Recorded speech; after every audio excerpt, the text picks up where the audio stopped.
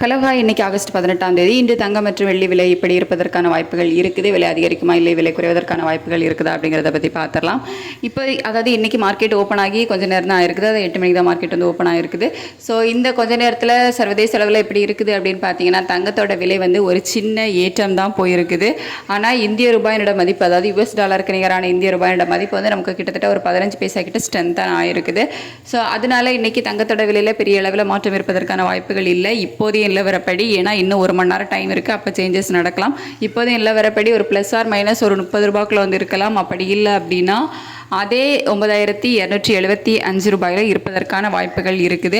வெள்ளியோட விலையில் பெரிய அளவில் மாற்றம் இல்லை. இதுக்கு முன்னாடி 127 விற்பனை ஆகிட்டு வருதில்ல. ஸோ அதே விலையில் இருப்பதற்கான வாய்ப்புகள் தான் வந்து இப்போதைக்கு இருக்குது.